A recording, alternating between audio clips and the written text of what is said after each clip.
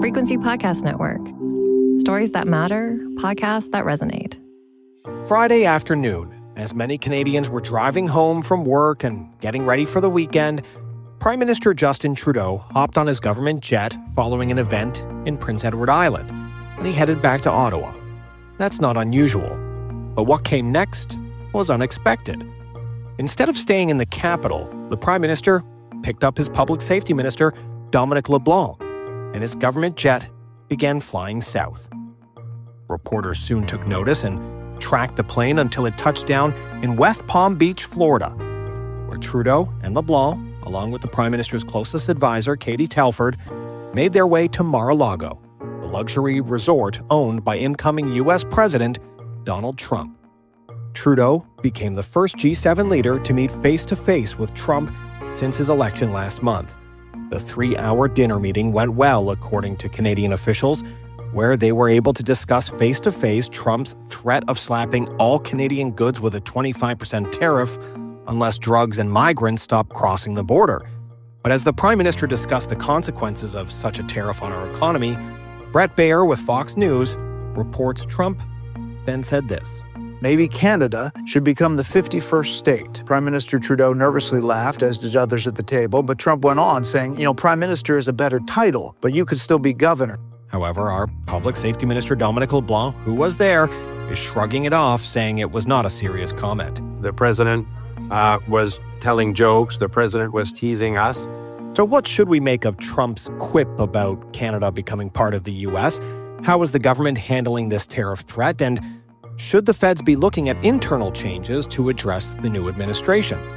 I'm Cormac Sweeney, and today on The Big Story, we're tackling those questions with Innovation Minister François-Philippe Champagne, one of the key people the Prime Minister is leaning on to help push Canada's interests with American officials. I met with him in an office on Parliament Hill.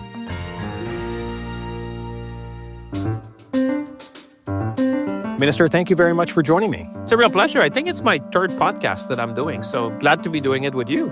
Proud to be in the top 5. So let's start with Donald Trump's comment that's created quite a bit of a buzz. It's grabbed headlines on both sides of the border, him talking about Canada becoming the 51st state. What was your reaction when you first heard that? Well, I don't think we should take that very seriously. To me, we're all proud Canadians. And, one of the things that we have achieved as part of this Team Canada engagement is to demonstrate to the United States that to move from just being like the friendly neighbor of the North to the strategic partner of the 21st century. And so for me, it's really about demonstrating. And I think, honestly, let's step back. The fact that Prime Minister Trudeau was the first G7 leader to be with President-elect Trump, to me, is very, very significant. It sends a big message not only to Canadians, but to the world that President-elect Trump really appreciates Canada, wants to work with Canada, and is looking for a constructive relationship, that we have things in common. It's no surprise, by the way, that for many months we had seen that the two issues that would come up most likely were the border and trade.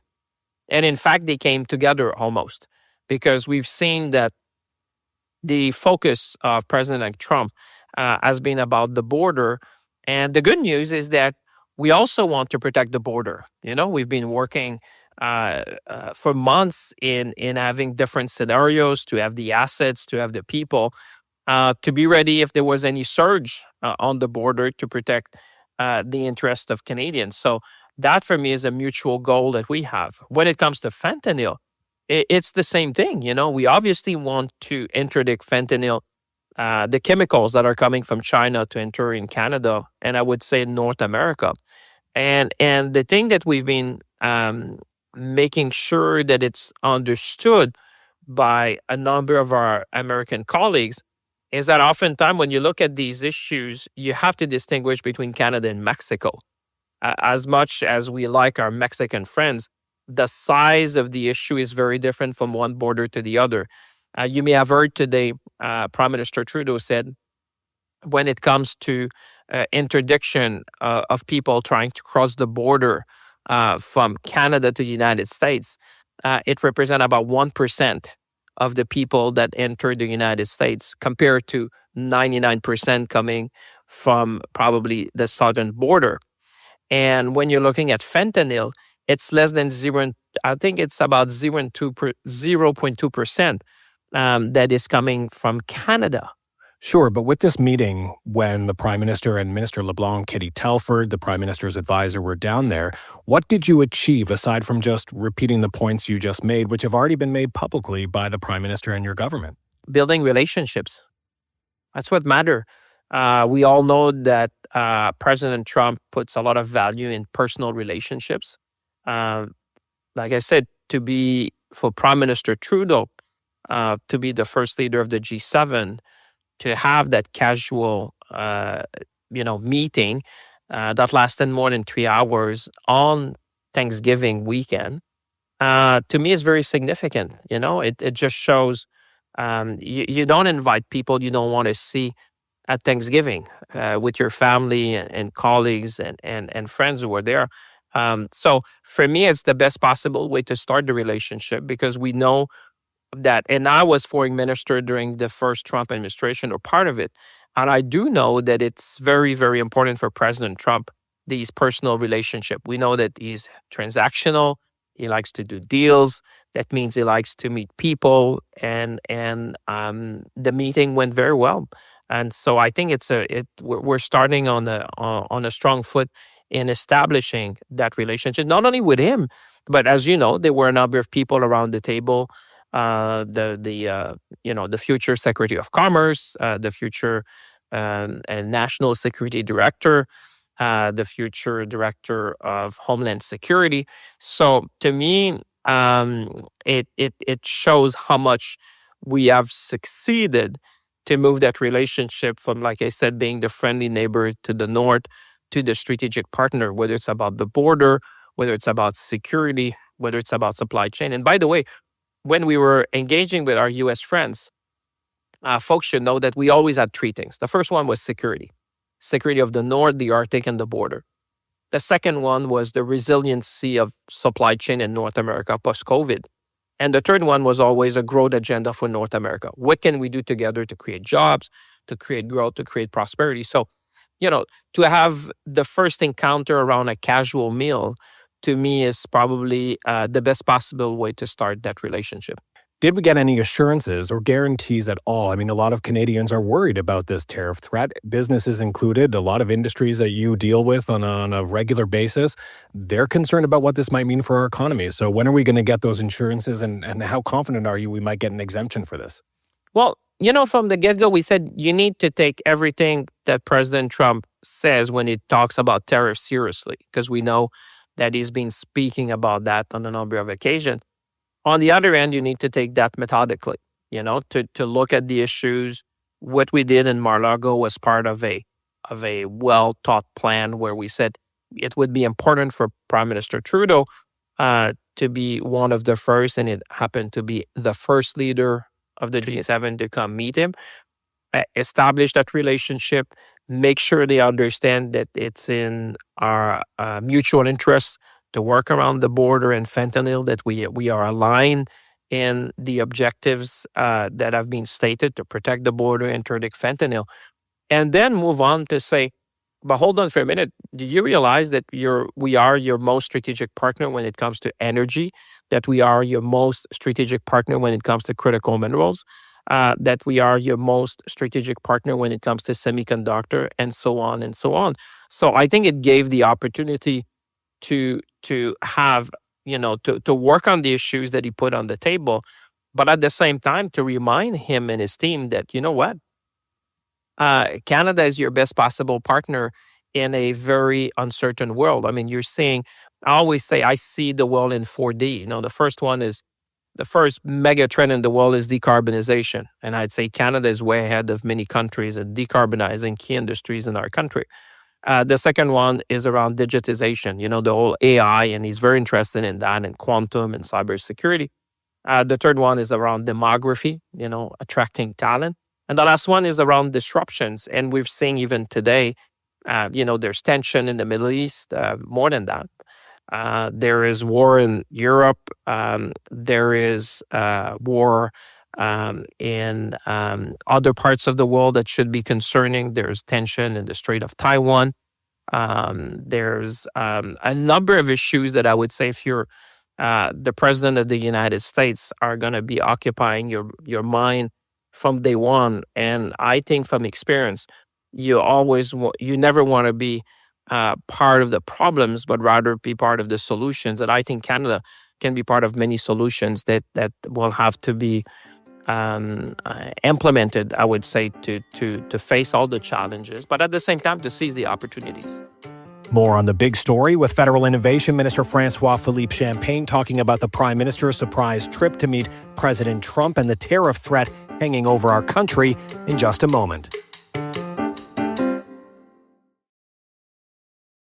So you're speaking about solutions. Donald Trump and his team want to see action at the border.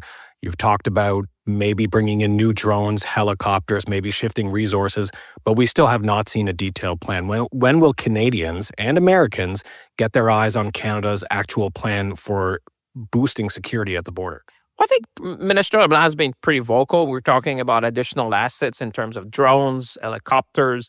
We're talking about, personnel that we can deploy on the border. We don't know how many people, we don't know how many drones, we don't have that plan in place yet. But we know it. You may not know it, but we know. As government, we know where we're going to deploy the assets. We know, how much assets we can deploy and how we're working with our American friends. Because let's be clear, we've been working with our,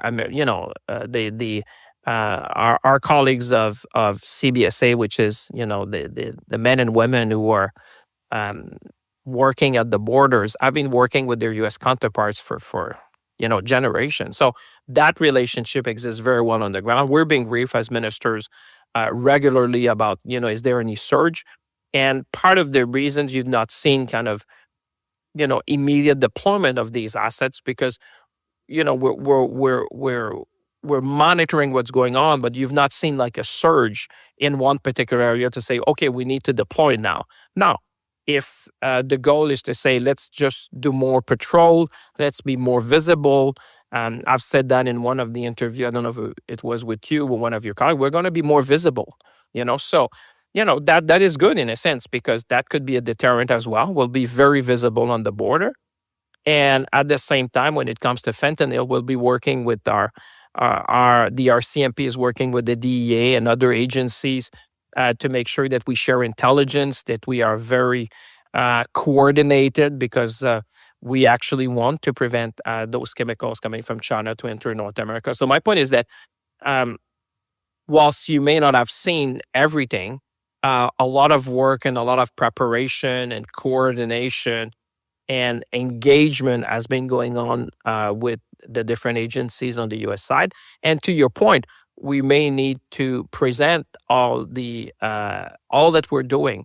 Sometimes perception become reality. So what we say is that, listen, we have these, we are prepared, we are going to be more visible, and we're going to work together to protect the border. But will we see that before the end of the year? Are we talking days, weeks before we get more details on this? I think it depends on different assets, as quickly as we can reasonably deploy these assets. Some are existing, some we're going to procure, some we're going to complement. But, for Canadians who are listening, that should, one thing that should be comforting is that we have been preparing for that for a long time. Now, if you ask me, could you imagine that would come in a social media tweet about something? Probably not, although we've been there before. We have the experience and the expertise. And I would say Canadians should also take comfort. The fact that, from the moment there was a social media post to the response we have done, we should not panic. We should take, like I said, seriously, methodically. We came back to them. We had the Prime Minister and Mr. LeBlanc with a number of the Prime Minister's staff, the Chief of Staff, Katie Telford was there. And we were there and we had the chance to, I would say, change the perceptions and explaining everything that Canada is doing, because, like you said, it might not be visible to you. And I would probably suspect if you're the president of the United States, you have a lot of things on your mind. If you're the president-elect of the United States, there's a lot on your mind on both, whether you're the president-elect. And as you're looking at that, just looking and saying, wow, okay, I hope and I think that what came out of that dinner is that actually the Canadians are doing much more than perhaps was known to the president-elect and his team. When it comes to our trade agreement, there's a review in 2026. How likely it just stays a review and things are as is, or how likely is it that we're going to see a renegotiation, and how nervous is industry about that? Well, I don't have a crystal ball. In a sense, we're talking about a review. That's where we want to keep it, because we need to remind ourselves and everyone else, particularly our U.S. partner, that this has been an agreement that has provided benefits for all the parties for many years now, and it's been working successfully. Actually, it's kind of the gold standard in the world. And if you're looking at the world today, if you look at the fundamentals, North America has everything to succeed. We have the talent. We have the very large ecosystem, from manufacturing planes to manufacturing cars, to having biomanufacturing, to have mining and oil and gas resources. We have the critical minerals that are going to be needed to fuel the economy of the 21st century. And I think, and you're seeing it more and more now, critical minerals are similar in many ways to what oil was in the 20th century.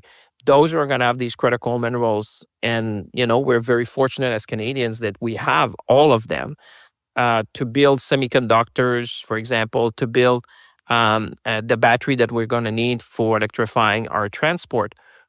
We have been blessed by all that. So we have that in North America. We have an abundance of energy, which is going to be key to fuel the economy of the 21st century. And we have access to market. We are next to the largest consumer market in the world if you exclude China. So I would say that we are in a great position. And for me to talk about the fundamentals is what we need to be doing. And that's why I would say, in the words, and you're going to love that. I met one CEO recently, US CEO. He said, you know what? And I thought that his words were very telling. He said, you cannot undo what is natural. He said the supply chain between Canada and the United States are natural. It's like the flow of water in a river. You can't reverse course. It's been flowing since the beginning of time, and it's probably going to be like that to the end of time. So he said you could slow it perhaps with different things, but you're never going to be able to reverse that. And I think we are in the position now that our supply chain are more integrated than ever. 60% of the oil that the United States import is coming from Canada, and 50% of everything that we export is coming from the United States. We exchange $150 million per hour. That's the level of trade. So my point to you, Cormac, is that there can be a lot of discussions around, but the fundamentals of this being the most successful, the most significant in size and volume trading relationship remains. So it's in everyone's best interest to make it work. As you mentioned earlier in this interview, the president is shaping his team around him. How needed is it that Canada then reshape our cabinet, our inner circle, to respond to the picks that Trump makes? Well, the good thing is that, and I think that should comfort Canadian as well. I always say it's like a Netflix movie. We've been in that movie before. Actually, we've been in all the seasons and in many episodes. We've seen that. Many of us were there during the first term of President Trump. So we have the expertise and experience. That's why whether it's Minister LeBlanc, whether it's Chrystia Freeland, myself, you have ministers. We've all been involved one way or the other during the first version of the Trump administration. So we know how to deal. And actually, I think it paid dividends. You're seeing that the preparation we did with Ambassador Hillman, the contacts we have established with governors, with senators, with leaders around the United States, the fact that Prime Minister Trudeau, I keep coming back to that, but it's pretty significant. I mean, think about that. The first leader to have the first, G7 leader. But I would say I'm not aware of any other state leader which have been meeting, not states in the sense of U.S. states, but like a foreign leader of a head of government or president of a state meeting with President Trump. The fact that it's Canada and the Prime Minister of Canada, for me, it's a testament to the relationship, because if these relationships did not exist, Cormac, you would not get a meeting you would not get a dinner on Thanksgiving with President-elect. I bet that there'd be a lot of people who wanted to be in that seat. But in fact, it was Canadians who had these seats with him around the table. Just to use another analogy, though, a hockey one, when a coach sees the other line on the ice, they usually adjust their lines to match the opponent's team. So should there be a realigning of people in cabinet to maybe put them in the best possible spots they should be? But Prime Minister always has the privilege to decide who he wants to be. But, when you're looking at our line and their line, we're pretty good. When we have a level playing field, we always get, a good outcome for Canada. And actually, again, just look at the picture. You see there, he's with his team. We have our team, part of the team, which is there. There's been many contacts. And, compared to many, I think Canada has been able to respond to the concerns that had been expressed and to be at the forefront and on the front foot. We're not on the back foot. Like I said, the two things that President-elect Trump picked is two things that we had already prepared scenarios around. And to see that, they would have a casual dinner of 3 hours, not like at some G7 meeting where there's a lot of leaders or an APEC summit no, this is like, who would you invite at your home? You invite people who you consider, people you want to have a relationship with, people with whom you want to engage. You just don't invite anyone. And that first guest was Canada. And I think as Canadians, we should feel good about that, to say, you know what? The first guest of President-elect Trump at his residence that he picked. He could have picked anyone in the world. I don't know anyone today, head of state, who would not want to go to Mar-a-Lago to have dinner. And he picked Canada. So we should feel good as Canadians to say, despite, the thing that he said that we need to work together, he really values that relationship. And the closer you are, knowing who he is and the value, perhaps other leaders would deal with that differently. But we know from experience that President Trump puts a lot of value in these personal relationship interaction. That's who he is. And the fact that his first guest at the table was Canada, I think we should feel good. Minister, thank you so much. Thank you. It's a real pleasure. That was Federal Innovation Minister François-Philippe Champagne talking about the Prime Minister's surprise trip to meet President Trump, Trump's quip about Canada joining the U.S., and the tariff threat he's hanging over our country. A reminder about a great new listening experience for you. You can listen anytime to the Big Story podcast on Seekr. That's Seekr. I'm Cormac Sweeney. Thanks for listening.